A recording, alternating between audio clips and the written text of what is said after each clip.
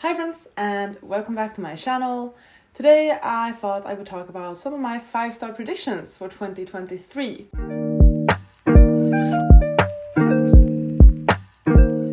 I've done this video basically every year since I started BookTube.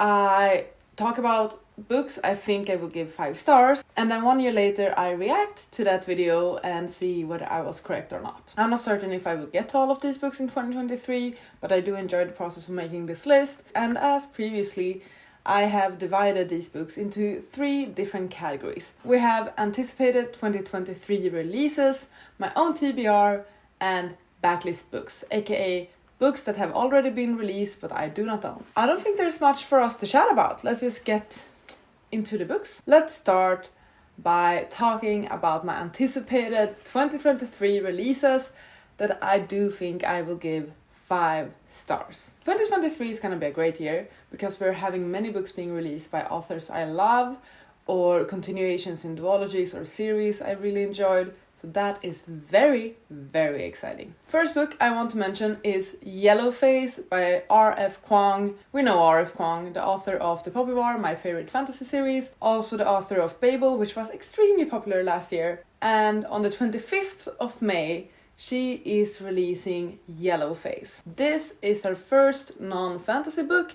I believe it's basically just a contemporary, or it takes place in a contemporary setting. It's about a writer who sends in a book that she didn't really write, or she didn't come up with ideas. She might have finished the book because of circumstances, but it's not her book really. And she also allows for a very ambiguous ethnic author photo to be taken of her. Not really seeing any wrong with that, I guess. This book tackles diversity, racism, cultural appropriation. It handles Asian American voices and also the publishing industry. With Babel in particular, I feel like R.F. Kuang was very straightforward with her thoughts about colonialism, racism, all of that. And considering how strong and present that was in Babel, I have no doubt that that will be a very central part of Yellowface. The book is freaking called Yellowface. That's a statement in itself. I am very excited about this. I'm curious how a more contemporary book from her will look like. Babel itself wasn't really that much fantasy. It felt more like a historical book, I must say. But I think Yellowface will be something different, and I'm very excited about it. So I do think I will give it 5 stars because I do think this book will be just that powerful. My probably most anticipated release of 2023 is a book by B. Schwab. And that is the first book in her new Threads of Power series. It does not have a name yet. It does not even have a publication date yet. All I know is that it's being released in October. This is a new trilogy, but in the same world as the A Darker Shade of Magic books. And you might know I claim A Darker Shade of Magic to be the series that got me back into reading, which is why I adore that series and I adore V.E. Schwab. We are following some new characters, but we will also have appearances from the old cast, and not just in a cameo sort of way. I think that the characters from the A Darker Shade of Magic books, I do think they will be quite present in the Threads of Power series. I also think Threads of Power will be a chunker. I follow V. Schwab on Instagram, and I do think she mentioned sometime that the first book in the series is a chunker. So I'm super duper excited about this. We don't really know that much more about the book, I think. A Darker Shade of Magic is basically a fantasy series about multiple Londons. So we have grey London, red London, white London, black London, and there are various degrees of magic in each London. Only few people can travel across these Londons. It's a good one. It's a really good one. And actually I do plan on rereading the series before the release of Threads of Power. I want to buy the collector's edition of the book because we have some like glossaries and also an added story.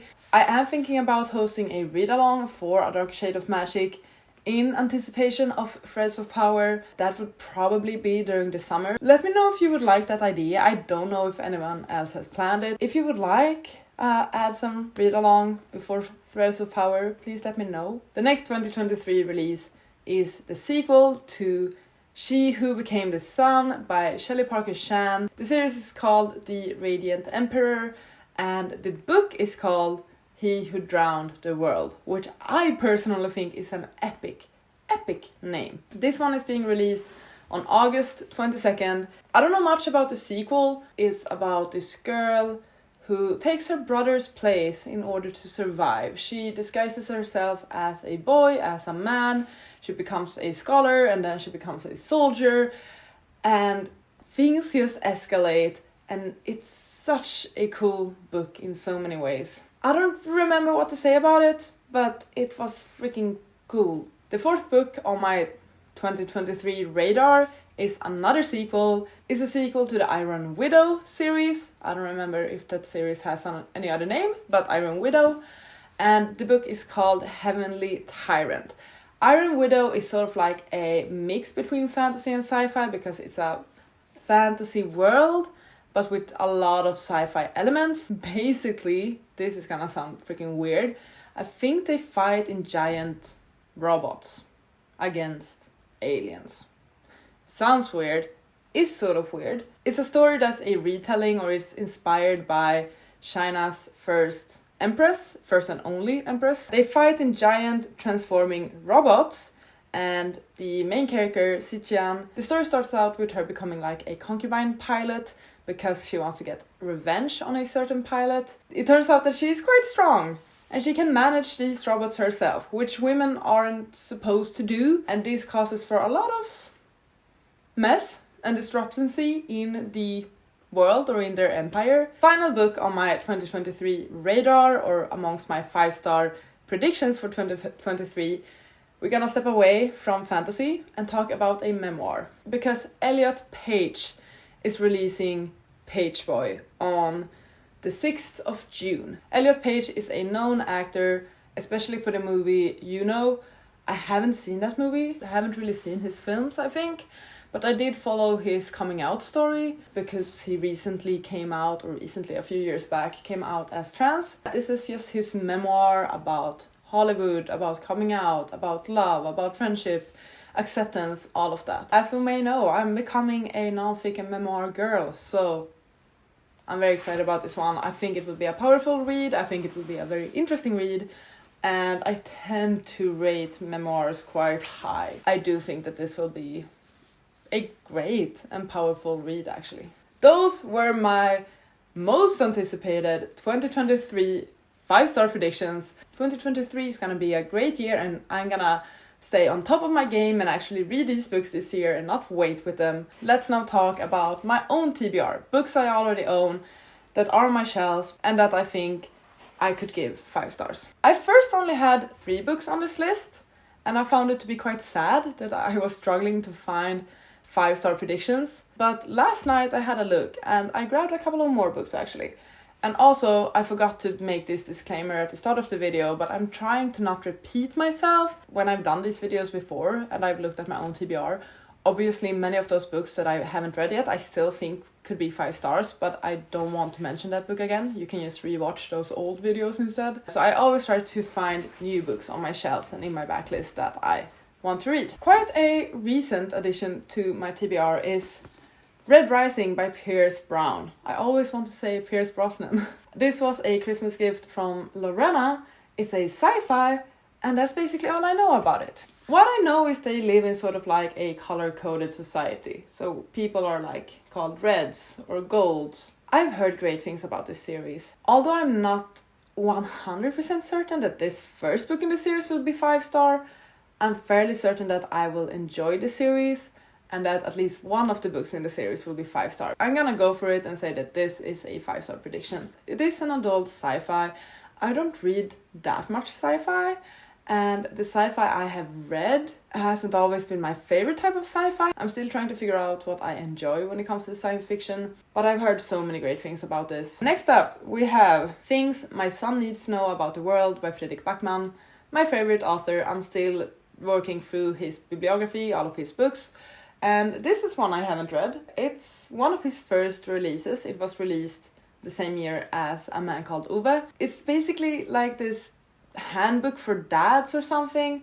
He wrote this for his son. I feel like it's some sort of love letter to his son with a lot of comedy in it. The blurb is, "To my son, I'm asking for your forgiveness already, for all the times that I embarrassed you, for all the charter trips, for the cowboy hat, because I do my dad is right and mom is wrong dance amongst people, for buying a minivan, for having shorts on. I think there will be a lot of comedy in this one, but I also think that there will be some heartfelt moments in it. Next up, let's go with a romance, shall we?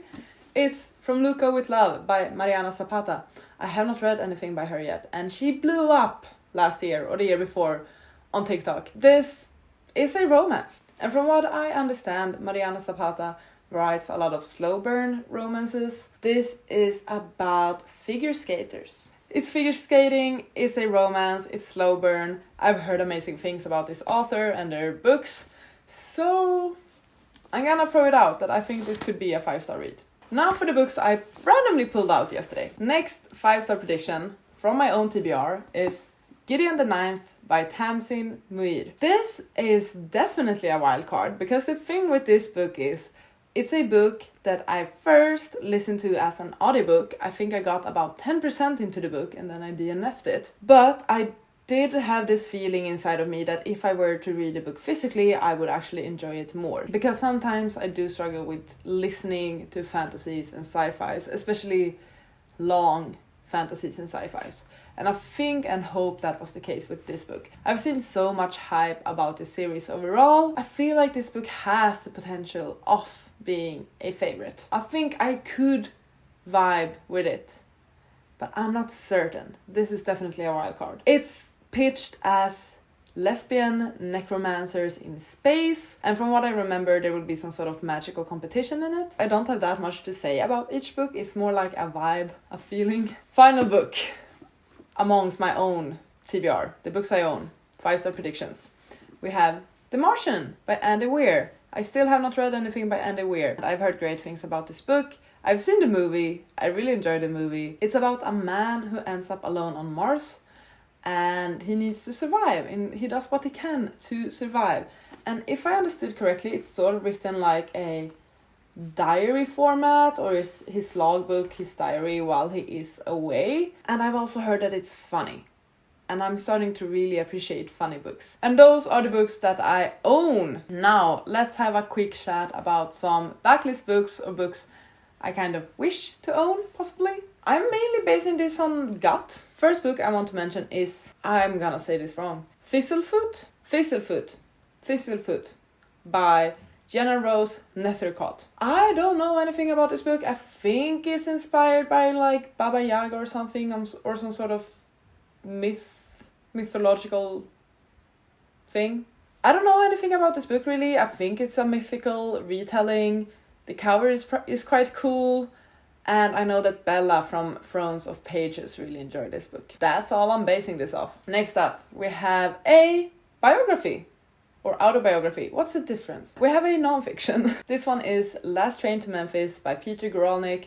This is another autobiography about Elvis Presley. I started reading a bunch of Elvis Presley books last summer in anticipation for the movie that was released, and I really enjoyed that actually. I listened to a memoir by one of his closest friends. I read his ex-wife's memoir. So I did really enjoy reading non-fictions about Elvis, but what I did miss when I read those was I wanted more focus on the music and like the development of his music, where it stems from, and also like how he just grew into fame, I guess, from both Priscilla's book and Jerry's book. They met him when he was already famous, when he had already exploded, he was already huge in the world, and I would like to hear more about him before that. And from what I understand, these books written by Peter Guralnick actually discusses that a bit more, or at least this first book is like how he started out in Memphis but then became this huge person, an artist. I've been meaning to read this for a while. I wanted to read it for that Elvis vlog already, never got to it though. Perhaps this year or next year, we're gonna have to see. Next book is another wild card, I would say. It's Penance by Kanae Minato. This is the same author as the one who wrote Confessions. It's a book translated from Japanese, and Confessions was such a unique and special thriller. It was about this teacher who was basically teaching her students one final lesson, and it's very messed up. It's very weird. but it was so intriguing and cool. I gave that book 4 stars. It's more like a 4.5 star, and I think about it a whole lot. So I saw that this author had another book, which is Penance. It's another psychological revenge thriller. It's also dark, and it's about 4 kids that are tricked into separating from their friend, and then that friend is found dead. That's all I know about it. That's all I want to know about it. When you compare Penance and Confessions, I think Confessions is the more popular one. It could be for a reason. But I'm just gonna throw it out that Penance could very well be a 5 star actually, because of how close Confessions was to being a 5 star. And with some added anticipation, added expectations, it could actually become a 5 star. So I don't know, I'm just throwing it out there, but it could be cool. It could be cool. Final 5 star prediction based on basically nothing. We have Middle Game by Shannon McGuire. I've never read anything by Shannon McGuire. I have not read the Wayward Children books yet. I know that Kayla from Books and Lala loves this one. I know that Gavin from How to Train Your Gavin really loved this one as well. And all I know is that it's about twins called Roger and Dodger, and they are kind of magical and good with numbers or something like that. Based on how quickly Gavin came to love the book, I'm gonna be hopeful. That's actually it for my 5 star predictions. It took a bit longer to film than I anticipated, but I also talked about like 14 books. I feel quite certain about my anticipated releases at least, and when I look at the stack I pulled out, I'm quite confident about that as well. Please let me know what your 5 star predictions for the year are. I would love to hear about that. Thank you so much for watching this video. I really hope you enjoyed. Please take care, and I'll see you on the next one. Goodbye! You gotta just go for it. Don't think about what comes after.